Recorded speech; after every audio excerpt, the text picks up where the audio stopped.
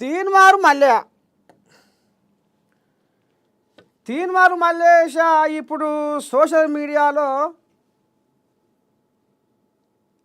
ఏ పేపర్లో చూసినా నిన్నయాల ఏ ఫోన్లలో చూసినా తీన్మారు మల్లేషకు షోకాజు నోటీసులు అనేది బాగా ఇప్పుడు చర్చకు వస్తుంది. అయితే మరి ఇప్పుడు తీన్మారు మల్లేష అడుగు ఎక్కడేసే ఏమవుతుంది?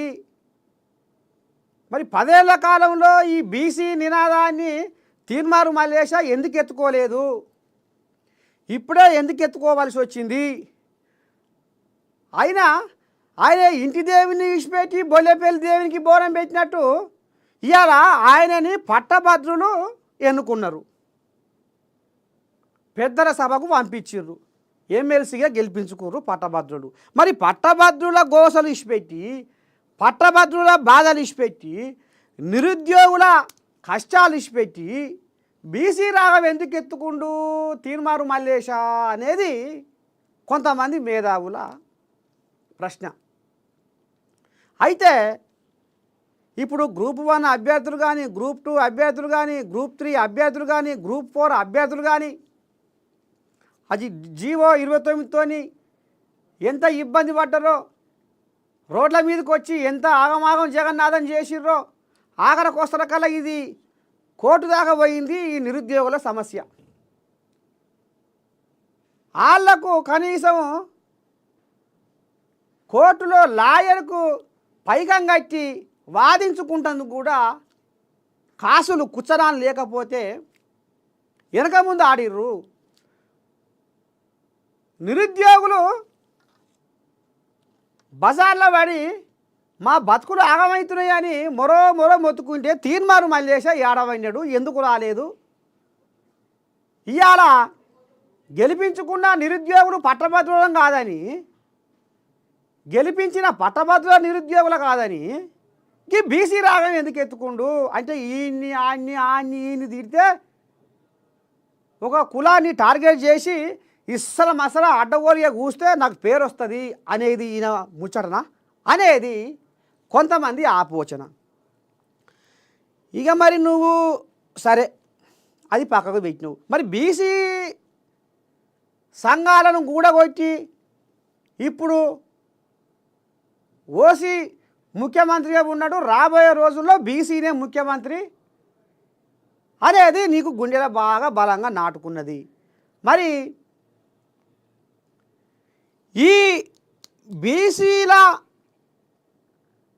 40 ఏళ్ల సంధి ఈ బీసీల కోసం, ఈ బీసీల కష్టాల కోసం, ఈ బీసీల బాధల కోసం, ఈ బీసీలకు రాజ్యాధికారం రావాలని కోసం మరి పెద్ద సంఘాలలో కూడా కొంతమంది ఉన్నారు. 30-40 ఏళ్ల సంధి ఈ బీసీ సంఘాలల్లా తిరుగుతూ బీసీల హక్కుల కోసం పోరాడుతూ ఇదైన వాళ్ళు ఉన్నారు. వాళ్ళని ఒక గుంపుగా తయారు చేయి. ఇగో మా బీసీ రాజ్యం ఏలాలే, మాకు అన్యాయం జరుగుతుంది, మేము బీసీ ఎస్సీ ఎస్టీలం ఇది కథ మాది, మా బతుకు ఈ రకంగా దిగజారిపోతుంది, అగ్రవర్ణాలు చేస్తున్న ఉద్దారకం ఏంది, జనాభాలో ఎక్కువ శాతం ఉన్న మా పరిస్థితి ఏంది అనేది నువ్వు ఇది ఎట్లా చెప్పాలి?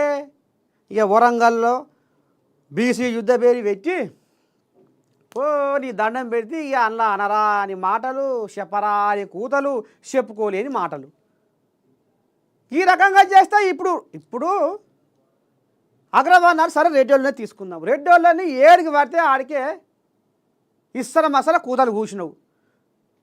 నువ్వు దీన్ని మనము రాజ్యాధికారం దిశగా, రాజ్యాధికారం వైపు మనం ఎట్లా అడుగులేయాలి అనేది నువ్వు చూసుకోవాలి. కానీ నాకు రెడ్డిలో ఓట్లే వద్దు, మా రెడ్డిల ఓటు మాకు అవసరమే లేదు.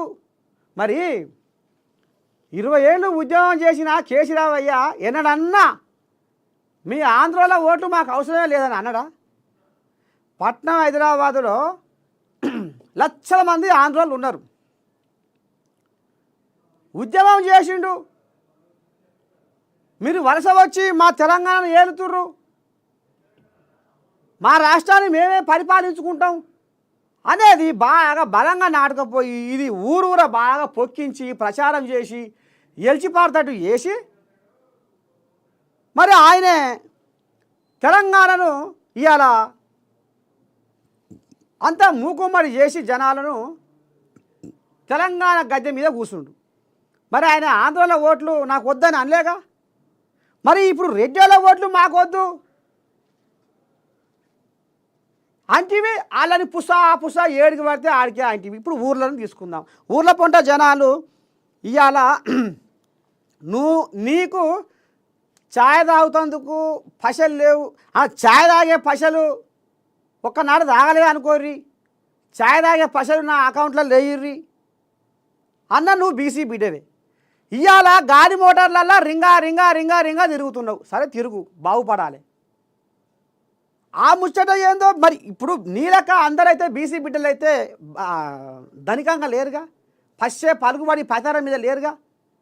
అన్ని కులాలల్లో పేదోళ్ళు ఉన్నారు, పెద్దోళ్ళు ఉన్నారు, బలిసిన వాళ్ళు ఉన్నారు, చిన్న సన్న నిరుపేదోళ్ళు కూడా ఉన్నారు. అన్ని కులాల్లో ఉన్నారు. ఇవాళ ఏ కులంలో తీసుకున్నా, రెడ్డి కులంలో కూడా పేదోళ్ళు ఉన్నారు, పూటకి వెళ్ళలేక వాళ్ళు ఇలా అరిశమ తీస్తోళ్ళు కూడా ఉన్నారు. ఇలా నువ్వు కులాన్ని టార్గెట్ చేసి ఇవాళ వాళ్ళ మీద నువ్వు కారు కూతలు కూసి ఉచ్చతార్థంగా బొక్కబోర్ల పడ్డట్టు అయిపోయి, అంత బాగా చేసేసి బుగ్గను ఊది ఊది ఊది ఊది సూత్తని పొడిచినట్టు అయిపోయి. ఇంత కష్టపడి ఇంత చేసి అంత చేసి ఇప్పుడు ఊర్లల్లో బీసీ బిడ్డలు అయ్యా ఓ రెడ్డి సాబు, అయ్యా ఓ పటేల్ సాబు, ఒక 10 రూపాయలు కావాలి అంటే ఆపదికి సాపదికి 10 రూపాయలు ఇచ్చి ఈ రెడ్డి వాళ్ళు ఆదుకుంటుర్రు అనేది ఇది సమాజంలో జరుగుతున్న ముచ్చట. సరే, నువ్వు కష్టపడుతున్నావా, నష్టపడుతున్నావా, ఏం చేస్తున్నావు, ఎట్ట చేస్తున్నావు, నువ్వు బీసీ సంఘాలను అన్నీ ఐక్యతగా చేసి బీసీ వాళ్ళను ఒక యూనిట్గా తయారు చేసి అంటే ఈ రకంగా నువ్వు కొంత మేరకు నీ ఉద్యమాన్ని స్టార్ట్ చేస్తే ఒక కొద్ది గొప్ప మంచి పేరు వచ్చు పాయ్ అంత చేస్తేవి ఆఖరికి వస్త్రకల్లా అగ్గిపుల గీర్తివి. ఇవాళ ఏది లేదు ఎక్కర్లేదు అంతా ఉత్తపుర కాడికే వచ్చిన ఎవరి కథ అనేది కొంతమంది బీసీ వాళ్ళు కూడా దీని మీద కులాల కుంపటేంది, మనకు రాజ్యాధికారం కావాలి, బీసీలకు రాజ్యాధికారం కావాలి కరెక్టే, కానీ ఒక కులాన్ని దూషించడం ఏంది, ఒక కులాన్ని టార్గెట్ పెట్టుకొని తిట్టడం ఏంది అనేది జర్రా మేధావులకు ఇది తొలుస్తున్న ప్రశ్న. సబ్బండ వర్గాలు కూడా అసలు ఏంది, ఏమవుతుంది, ఏం జరగబోతుంది, ఈ కులాల కుంపటి ఏంది, ఈయన నమ్ముకొని పట్టభద్రులు నిరుద్యోగులు గెలిపించుకుంటే ఆ రాగాన్ని ఇచ్చిపెట్టి ఈ తొవ్వలో వస్తుడేంది, లేకపోతే ఒకరిని తిడితే ఒకరిని దూషిస్తే నాకు పేరు వస్తుందని చేస్తుండ, అసలు ఏం చేస్తుండు తీర్మారు మల్లేశ అనేది కొంత అనుమానము అక్కడక్కడ పొక్కుతుంది. కాబట్టి ఇక ఈ ముచ్చట కూడా మీ చెవులో వేద్దామని తీసుకొచ్చిన. ఇక మొత్తానికైతే అసలైన జాతకం ఏందో చెప్పిండు మీ నర్సయ్య తాత. ఇక దినం అన్ని పేపర్ల జాతకాన్ని మనం చూద్దాము, అసలైన జాతకాన్ని మనం ఇందాము. చూస్తూనే ఉండ్రి మన ఏఎన్ఎన్. రేపు పొద్దుగాల మళ్ళీ వస్తా, మళ్ళీ మంచి మంచి శుద్ధులు, మంచి మంచి ముచ్చట్లు, పేపర్ల జాతకాన్ని మోసుకొచ్చి అసలైన జాతకాన్ని మీకు వివరిస్తా అని సెలవు తీసుకుంటున్నా.